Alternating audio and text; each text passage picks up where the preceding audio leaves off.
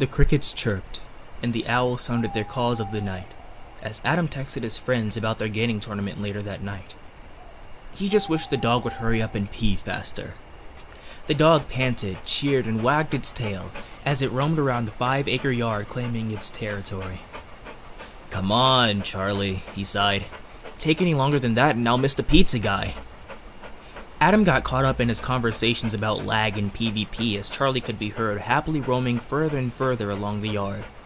Adam chuckled at the notion of fun of escaping to a digital realm until the sun rose into the sky, when he noticed that he couldn't hear Charlie joyfully prancing in the grass.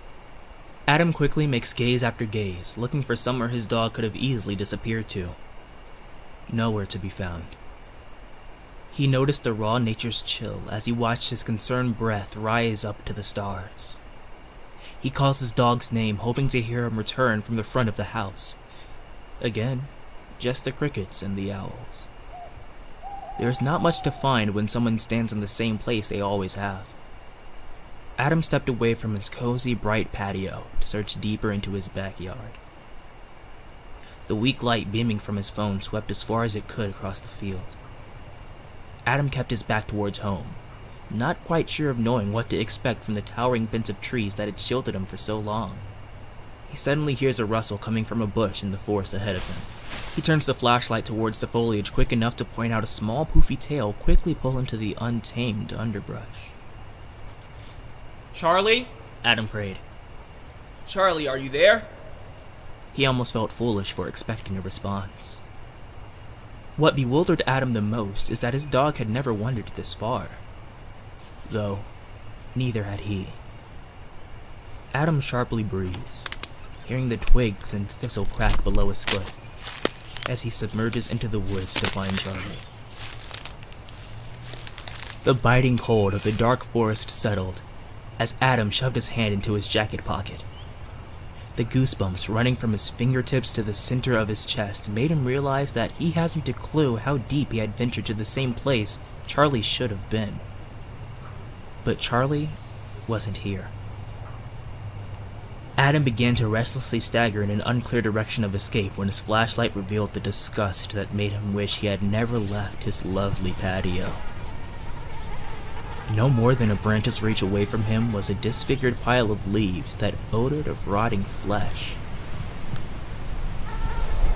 The gusts of that night's wind uncovered a lifeless, maggot-infested face of a man whose pale skin had been torn away in chunks from the animals who had visited the rancid corpse over the years. Adam falls back at the sight of an earthworm eating its way right through the pupil of the man's blue, decaying eye. Afraid to stand, he shuffles his hands against the rough pebbles and piercing leaves to back away. He's almost ready to stand and run, but Adam's back bumps into the knees of someone behind him who's sternly planted on 2 feet.